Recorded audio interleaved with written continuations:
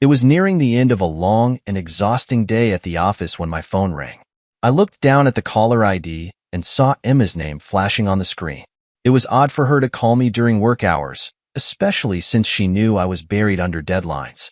Still, I answered, hoping she was calling to check in or just to talk like we used to. But when I heard her voice, something was off. The usual warmth wasn't there, and a chill ran through me at the tone in her words. "David," she said, her voice steady, almost cold, "I think it's time we end this. I want a divorce." My heart skipped a beat, and I froze for a moment, struggling to comprehend what she had just said. Divorce? It didn't make sense. We'd had our ups and downs, sure, but nothing to suggest this. Nothing that would warrant a decision this drastic. What? I stammered, my mind racing as I tried to grasp her words. "Why? Emma, are you serious?" "I've thought about this a lot," she replied, her voice distant. I don't want to be with you anymore. It's over." Her words hit me like a ton of bricks. I could feel my chest tightening as a wave of confusion and shock washed over me. I couldn't understand. Where had this come from? We had our issues, but this? A divorce out of nowhere? She didn't even want to talk about it. "Emma, wait. I began, trying to process what was happening, but she cut me off. "I don't want to discuss it with you right now," she said bluntly. "I've already spoken to my lawyer. If you have any questions, you can speak with him."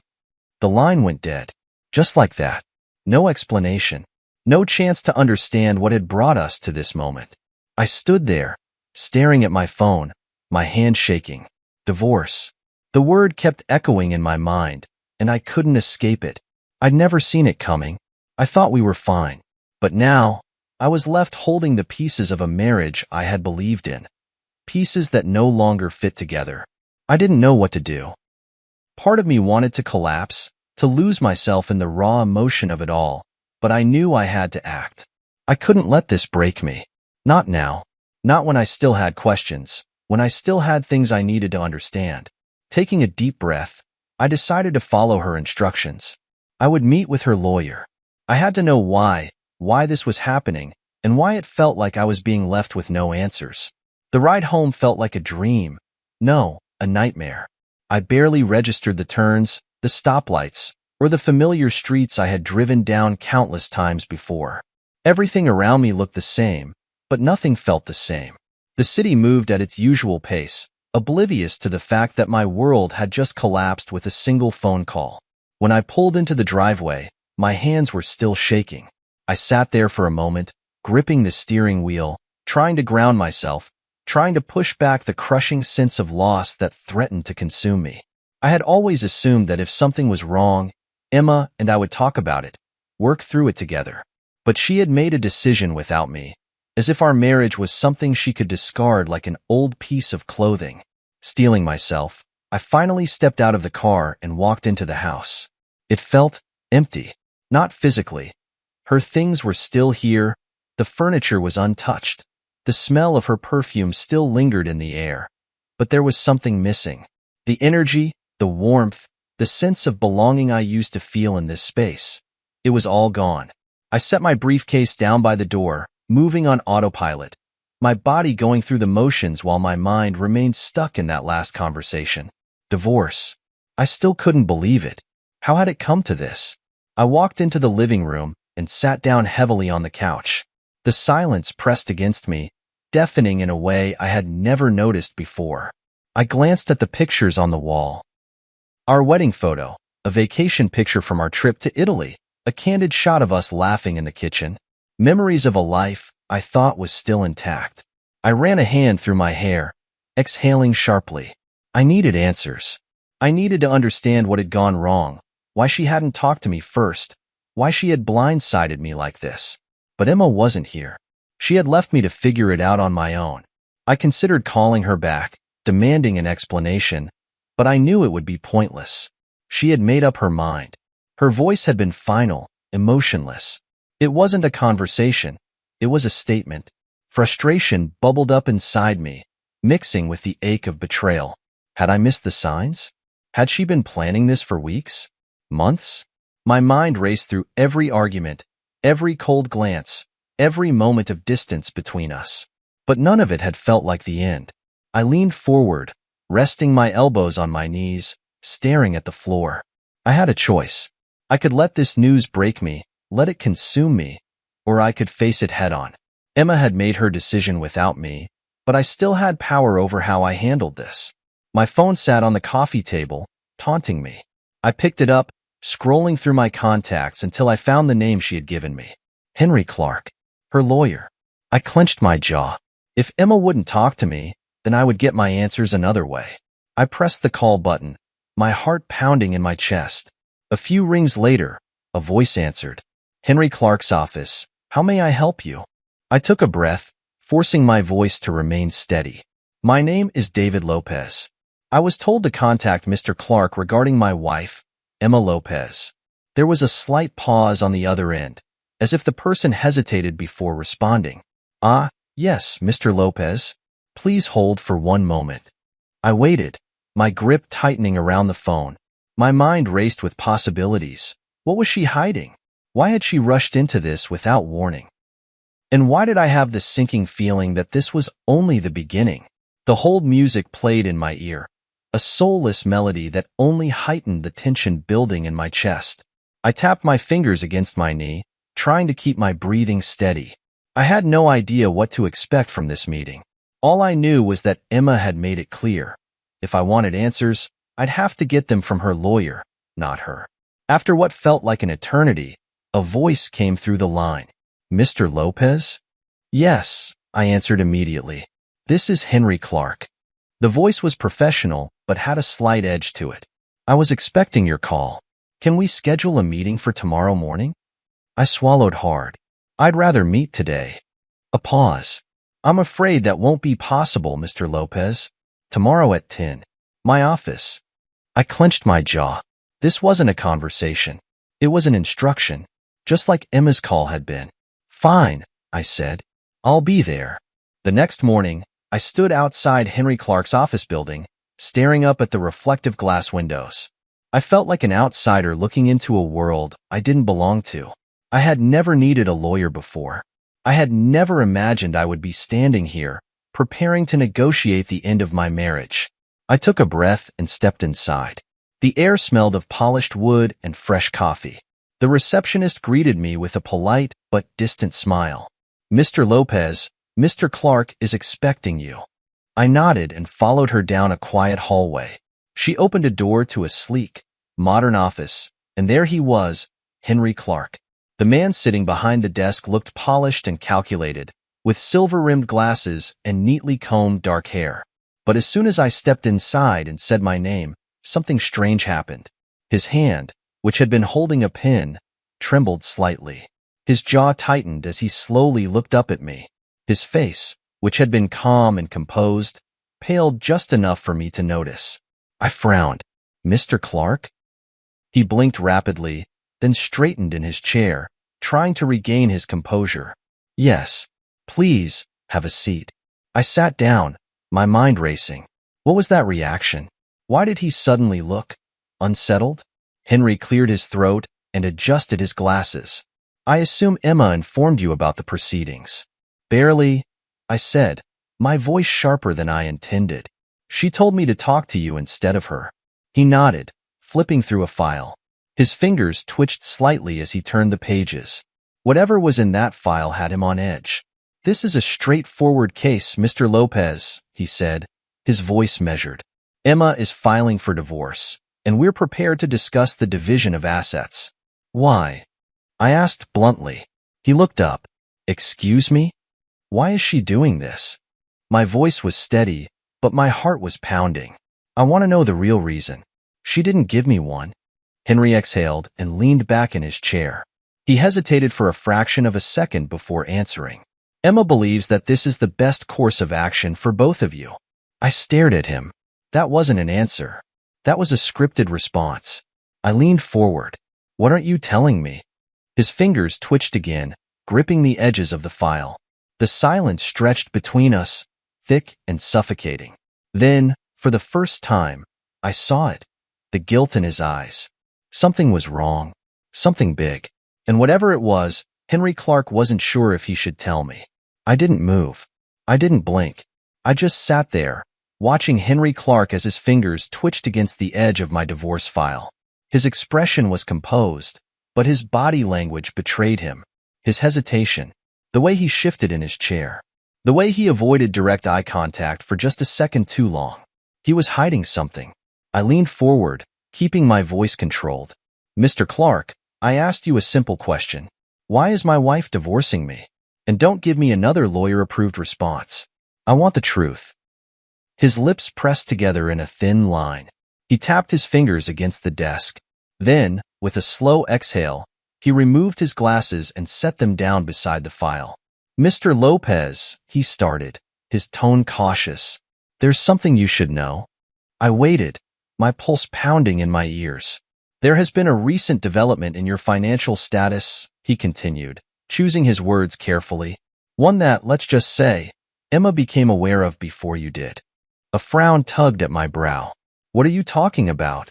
He hesitated, but then he opened the file, flipping a few pages forward before sliding a sheet of paper toward me. I glanced down at the document. It looked official, some kind of financial statement, and then I saw the number. $1,513,000. I stared at it. My mind went blank. What is this? I asked slowly, my mouth dry. Henry clasped his hands together. It's your inheritance. I blinked. My what? Your inheritance, he repeated. From a distant relative. A great-uncle, I believe. He passed away recently, and you were named in his will. The funds were just finalized last week. I sat back, feeling as if the room had tilted sideways. Inheritance? $1.5 million? I had never heard of any great-uncle leaving me money. Why hadn't I been informed earlier? As if reading my thoughts, Henry adjusted in his chair. The legal paperwork was still being processed when Emma became aware of it. It appears she had access to some of your mail and financial statements. She filed for divorce shortly after. The words hit me like a slap. She knew. Emma had known about this before I did. And the moment she found out, she decided to leave me. I clenched my jaw, gripping the arms of my chair so tightly my knuckles turned white. The betrayal settled over me like a thick fog. You're telling me my wife filed for divorce because she thought she could get half of this? My voice was lower now, more controlled, but there was a storm brewing inside me. Henry didn't respond immediately. Then, finally, he said, I can't speculate on her motives, but given the timing, it's highly likely. A bitter laugh escaped me before I could stop it. Of course, that was what this was about. I had spent the last 24 hours questioning everything, wondering where things had gone wrong, believing I had failed in some way. But it had nothing to do with love, nothing to do with our marriage. It was about money. It was always about money. I rubbed my temples, exhaling slowly. My mind was racing. How long had she been planning this? Had she ever really loved me? Or had I just been a placeholder, someone stable and convenient, until something better, something richer, came along? I looked back at Henry, my voice steadier now. What happens next? He shifted in his chair again.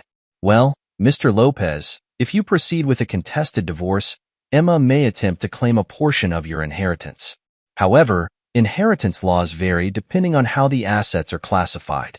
If the money is kept separate from marital funds, she may have no legal claim to it. My mind clicked into gear. Separate. That was the key word. I had to act fast. Emma had blindsided me, thinking I would roll over and let her take what she wanted. But she had underestimated me. I wasn't going to be her fool. I wasn't going to let her win. Henry was still watching me carefully. Mr. Lopez, what do you want to do next? I took a deep breath, pushing down the fury simmering beneath my skin. We fight, I said. I left Henry Clark's office with a fire burning in my chest. The air outside was crisp, but it did nothing to cool the rage simmering inside me. I gripped the steering wheel so tightly that my knuckles turned white as I drove home. The reality of Emma's betrayal was settling in, and the more I thought about it, the more disgusted I became. She had known. She had known about the inheritance before I did. And instead of telling me, instead of having a conversation like a decent human being, She had gone behind my back and filed for divorce, thinking she could walk away with half of it. How long had she been planning this? How long had I been living with someone who had been scheming behind my back? By the time I pulled into my driveway, my jaw was clenched so tightly that I thought my teeth might crack. I needed to think. I needed to be smart. If I let my emotions control me, I would lose. I walked into the house, shutting the door behind me, and took a deep breath. The house still smelled like her, like vanilla and jasmine, her favorite scent. But that warmth I used to feel when I stepped inside was gone. The place felt hollow, as if the walls themselves had betrayed me too. I stood in the middle of the living room, my mind racing. Emma wasn't just leaving me. She was trying to rob me. I had two choices. I could let this play out the way she wanted, watch as she took a chunk of money that she never earned, or I could take control. There was no question about it. I wasn't going to let her walk away with something she didn't deserve. I needed a plan. I grabbed my phone and scrolled through my contacts until I found the name I was looking for. Chris Evans. Chris wasn't just my best friend. He was also a damn good lawyer. And unlike Henry Clark, who had been working for Emma, Chris was someone I could trust. I hit call and waited. It rang twice before he picked up. David. His voice was cautious. What's up? I need your help, I said, my voice steady but firm. Emma's divorcing me, and she's after my inheritance. There was a pause. Then, a low whistle. Damn, he muttered. I was hoping I'd never have to hear those words. Yeah, I said bitterly. Join the club. All right, Chris said, switching into his lawyer voice. Tell me everything. I paced the living room, explaining the situation. The unexpected phone call, the coldness in Emma's voice, the strange way Henry Clark had reacted when he saw me, and finally, the bombshell about the inheritance. Chris listened carefully, not interrupting until I finished. Then he exhaled sharply. She knew, he said. She found out about the money and timed the divorce to make sure she could get her cut. Exactly, I said. So what do I do? First things first, Chris said, his voice turning sharp. Do not put that money in your joint account. Do you hear me? If even $1 of it mixes with your shared finances, she can argue that it's marital property. I haven't touched it yet, I assured him. Good, Chris said. We're going to make sure she walks away with nothing. Hearing those words sent a surge of satisfaction through me. I had been blindsided by Emma's betrayal, but I wasn't going to let her win. Chris continued, we need to move fast. I'll file a motion to ensure that the inheritance stays separate. In the meantime, you need to be careful. Don't do anything rash. I exhaled. No promises. Chris chuckled. I mean it, man. Emma's playing dirty, but you can't let that mess with your head. You have the upper hand here, but only if you stay smart. I rubbed my forehead, exhaustion creeping in. This is insane, Chris. I thought we were happy. I stopped myself. What was the point of dwelling on it? Emma had made her decision. Chris sighed. I know, man. But look at it this way. She showed her true colors before it was too late. Now, you have the chance to take control. He was right. I could sit around feeling sorry for myself, or I could fight. I straightened my shoulders. All right, let's do this. Chris's voice was firm. I'll start the paperwork. You focus on keeping a cool head. We're gonna make sure she regrets this. I nodded, even though he couldn't see me. Thanks, Chris. Always, man. I hung up and exhaled. This wasn't just a divorce anymore. It was war, and I was ready for battle. The next morning, I woke up with a clarity I hadn't felt in days. The weight of betrayal was still there, but it wasn't crushing me anymore. It was fueling me. Emma thought she had everything under control. She thought I'd roll over, sign the divorce papers, and let her take a piece of my inheritance. She was wrong. I grabbed my phone and checked my messages. Chris had already sent over some initial documents, outlining the first steps to legally securing my inheritance as separate property. I responded with a quick got it. Let's move fast. Then, I did something I never thought I'd do. I started cleaning out my joint accounts. Chris had warned me, if a single dollar of that inheritance mixed with our shared finances, Emma could argue that it was marital property. So I didn't waste time. I transferred my personal savings to an account under my name only. I made sure my paycheck deposits were rerouted. Emma hadn't emptied our joint account yet, which told me one thing. She was waiting, probably planning to withdraw a lump sum when she thought I wouldn't notice. But I noticed, and I wasn't going to let her steal from me. With my finances secured, I moved on to my next step, gathering information. I sat at my desk, staring at our shared bills, emails, and records. I started looking through past transactions, trying to figure out exactly when Emma might have learned about the inheritance. And then, something clicked. 3 months ago, there had been an unusual charge on our shared credit card. A payment to a private investigator. I frowned. Why would Emma hire a PI? I pulled up the transaction details and saw the name of the agency. My stomach twisted. This wasn't just about the inheritance. Emma had been investigating me. I had no idea what she had been looking for. Infidelity? Secret bank accounts? Was she hoping to catch me in something that would help her in the divorce? But the irony was, I hadn't done anything wrong. She was the one plotting behind my back. I grabbed my phone and dialed Chris. "Tell me you have good news," he answered. "I have something better," I said. "Emma hired a private investigator months ago." Chris whistled. Well, that's interesting. Any idea what she was looking for?" "No clue," I admitted. "But it means she was planning this for a while. She wasn't just reacting to the inheritance. She was setting this up." Chris hummed thoughtfully. "That could work in our favor. If we can prove she was manipulating the situation, it strengthens your case." I nodded, gripping my phone tighter. "Then let's find out exactly what she was up to." Chris chuckled. "Now you're thinking like a lawyer." I hung up, my mind racing. Emma had played her game well, but she had underestimated me. She thought she had the upper hand. She thought she controlled the narrative. But now?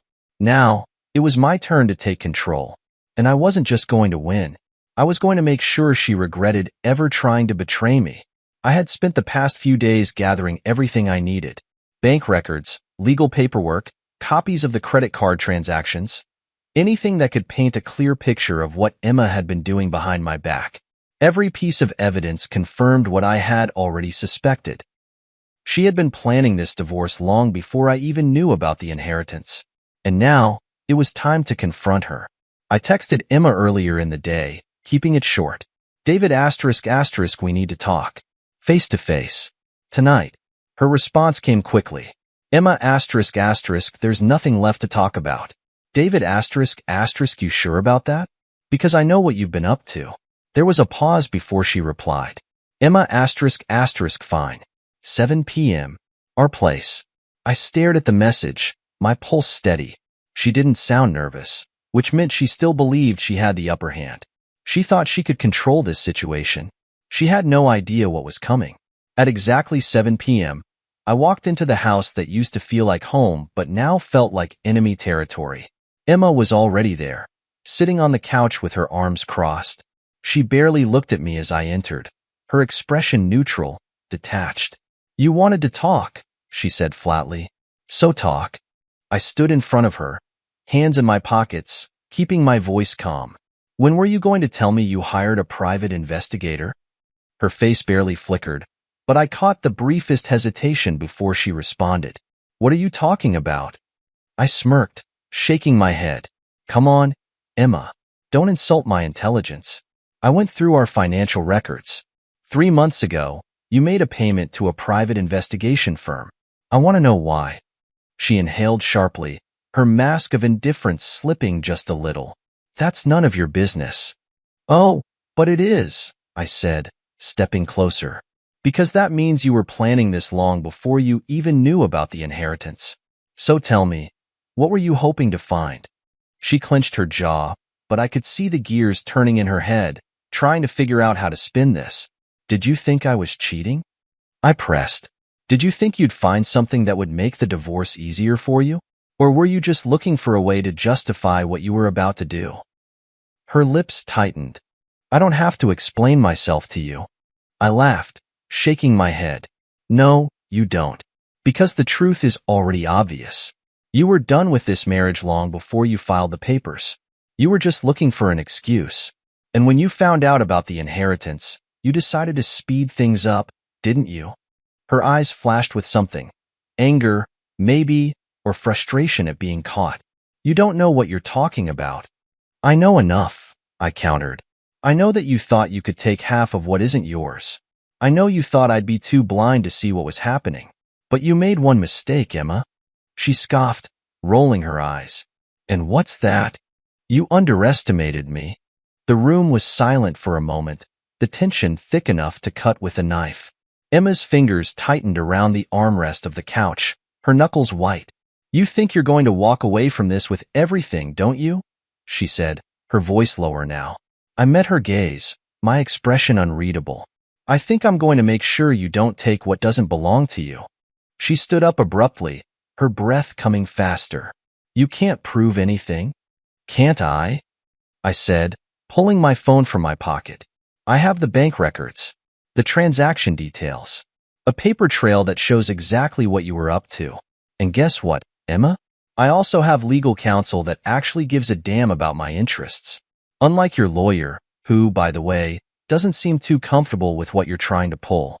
She froze. Henry? I smirked. Yeah, turns out even he has a conscience. And he knows this is a losing battle for you. For the first time, I saw something I hadn't seen in her before. Fear. She had played her game well, but she hadn't expected me to fight back. She had expected the old David, the one who let things slide, the one who didn't push back, the one who always trusted her. But that David was gone. I stepped back, exhaling slowly. This is your last chance, Emma. We can settle this fairly. You walk away with what you brought into this marriage, and I walk away with what's mine. She scoffed again, but her voice wavered. And if I don't? Then you lose everything, I said simply. I'll drag this through court. I'll make sure every dirty little detail of your plan comes to light. And trust me, you don't want that. She stared at me, her eyes filled with something I couldn't quite name. Was it regret?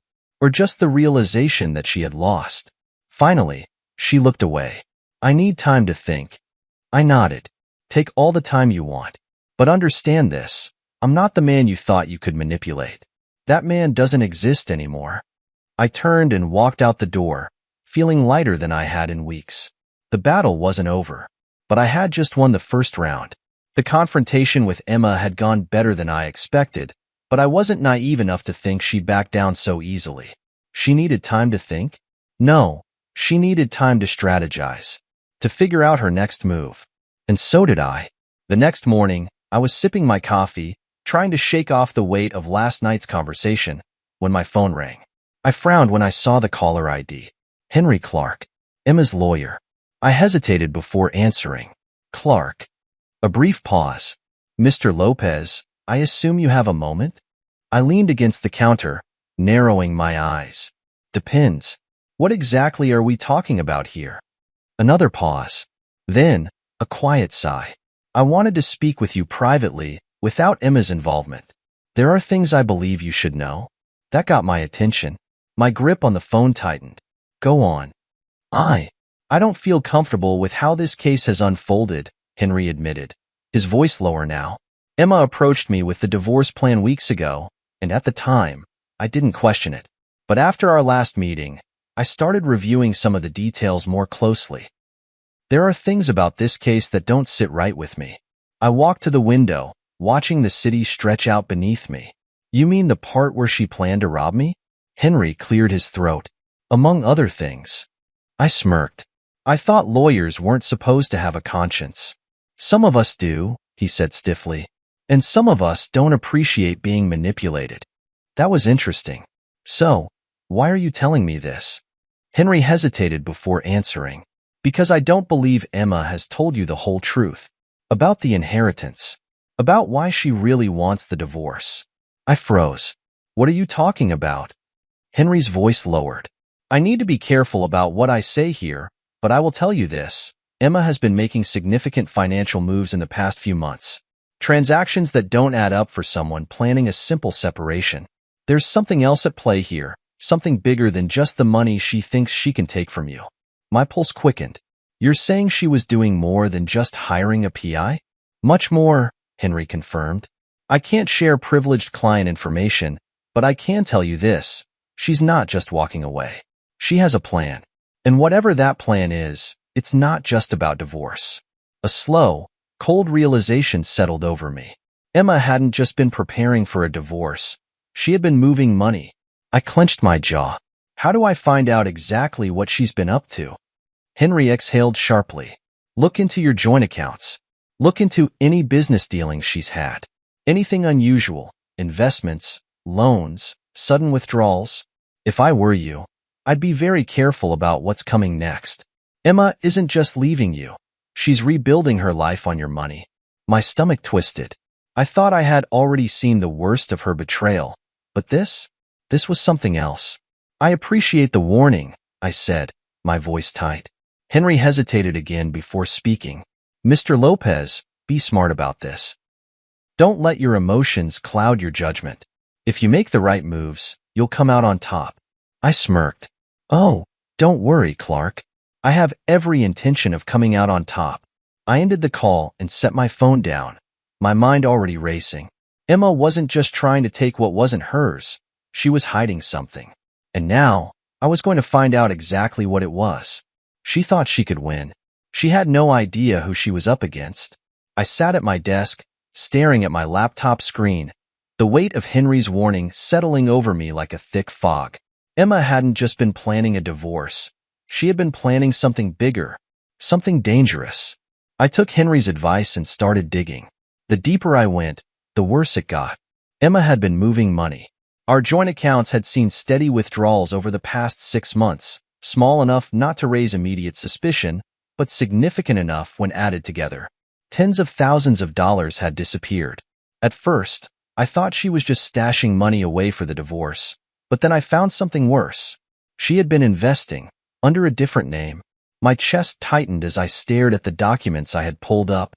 Emma had set up a separate business account, registered under an alias I didn't recognize at first, until I saw the listed email address. It was hers. She had been funneling our money into something off the books, something I wasn't supposed to find. And she had been doing it long before she filed for divorce. I clenched my jaw. She wasn't just trying to take half of my inheritance. She had already been stealing from me for months. I needed to move. Fast. I picked up my phone and called Chris. He answered on the first ring. Tell me you have good news. Oh, I have something, I said, my voice sharp. Emma's been moving money, setting up investments under a fake name. Chris whistled. That's fraud. Exactly, I said, and I'm going to use it against her. Chris was quiet for a moment, then he exhaled. All right, here's what we do. We take this straight to her lawyer. We make it very clear that if she pushes for anything in the divorce, we'll expose everything. I smirked. Leverage. Leverage, Chris confirmed. And trust me, she won't want this going to court. Fraud cases? That's serious. She could lose everything. I leaned back in my chair, feeling something I hadn't felt in a long time. Control. She wanted to play dirty, I said. She thought she could win. Chris chuckled. And now? Now she's cornered. The next day, I walked into Henry Clark's office with Chris at my side. Henry was already seated, his face unreadable. Across from him, Emma sat stiffly, her arms crossed, her expression cold. I didn't waste time. I pulled out the files I had printed, the evidence of her hidden accounts, her investments, and slid them across the table toward her. Emma glanced down, but for the first time, I saw panic flash in her eyes. What is this? She asked, her voice tight. I tilted my head. Come on, Emma. Don't insult me. Her lawyer, a woman I hadn't met before, leaned forward, adjusting her glasses. Mr. Lopez, what exactly are you implying? Chris smiled, but there was no warmth in it. We're not implying anything. We're stating facts. Your client has been illegally funneling joint funds into private investments under a false identity. That's fraud. The room went silent. Emma's lawyer glanced at her sharply. Emma, is this true? Emma's face was pale now. She swallowed hard. That's not what it looks like. Oh, but it is, I said, leaning forward. And here's the deal, Emma. You drop the divorce settlement. You take what you came into this marriage with, and you walk away. If you don't, we take this to court. And trust me, you won't like what happens next. She opened her mouth to argue, but nothing came out. She had lost. Her lawyer turned to her. Emma, I strongly suggest we reconsider our approach. Emma's eyes flickered to mine, a mixture of fury and defeat swirling within them. But I didn't care. She had planned to destroy me, but I had destroyed her first. Finally, after a long silence, Emma exhaled sharply and looked away. Fine. Chris smirked. Smart choice. Henry Clark leaned back in his chair, rubbing his temples. Well then, I believe we have an agreement. I stood up, buttoning my jacket. Pleasure doing business with you, Emma. She didn't look at me. She couldn't. I walked out of that office with my freedom, and I had never felt better. Walking out of Henry Clark's office, I felt lighter than I had in months. It was over. Emma had lost. She had tried to play the game, to manipulate me, to steal from me. But in the end, she had only played herself. Chris and I stepped outside, the sun hitting my face as I took in a deep breath of fresh air. You okay? Chris asked, stuffing his hands in his pockets. I let out a low chuckle. More than okay. We stood there for a moment, the weight of everything settling. It wasn't just about winning the legal battle. It was about getting my life back. For so long, I had been trapped in a marriage that I didn't even realize was broken. I had trusted Emma. I had built a life with her, believing we were in it together. But she had been playing a different game all along. Chris patted me on the back. I gotta say, man, that was satisfying. Seeing her face when you dropped that bomb? Priceless. I smirked. She thought she was the smartest person in the room. And now? Now she's walking away with nothing. Chris grinned. Damn right. The following weeks were a blur of legal formalities. The divorce was finalized quicker than expected. Emma didn't fight the terms. She couldn't. With the fraud evidence hanging over her, she had no leverage. She agreed to take only what she brought into the marriage. No settlement, no claim to my inheritance. She left the house, packed her things, and disappeared from my life. I thought I'd feel empty. That after years of being with someone, I'd struggle with the silence, the absence of her presence. But I didn't. Instead, the silence felt like freedom. I no longer walked into my home, feeling like I had to tiptoe around tension. I no longer had to question whether the person beside me truly had my back. For the first time in a long time, I was in control of my own life. One evening, Chris and I sat at a bar, toasting to the end of my marriage. So, Chris said, sipping his drink, what's next for you? I leaned back, swirling my glass. Honestly, I don't know. And for the first time, that didn't scare me. I had spent so much time chasing stability, trying to build something that I thought was safe. But now, I realized that life wasn't about just existing. It was about living. Chris smirked. Well, whatever's next, just don't marry another gold digger. I laughed, shaking my head. Noted. A few days later, I got a message from an unknown number. Emma, I hope you're happy. I stared at the text for a moment before deleting it. I was happy. For the first time in years, I truly was.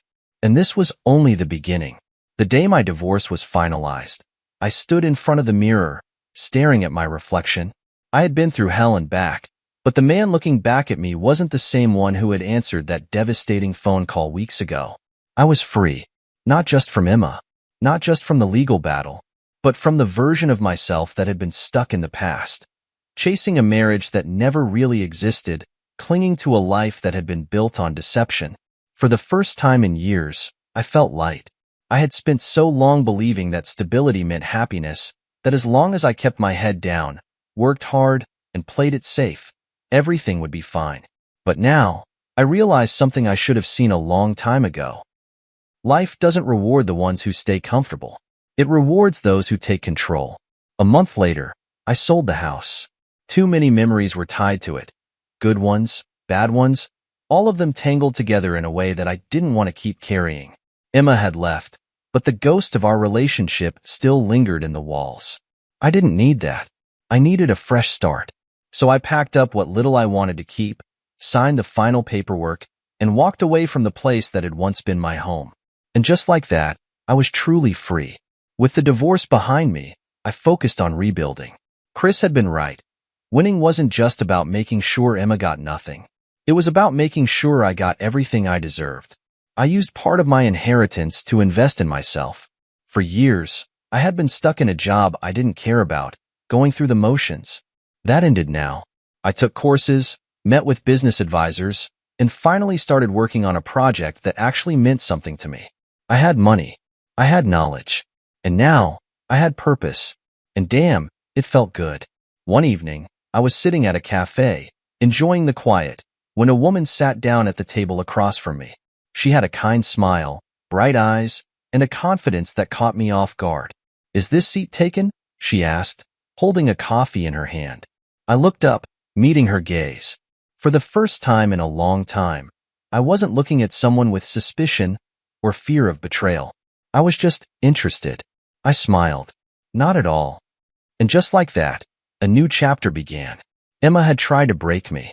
She had tried to take what wasn't hers, tried to tear me down, thinking I would never recover. But I did. I came out of this stronger, smarter, and ready for whatever came next. Because life wasn't about holding on to the past. It was about building the future. And I was just getting started.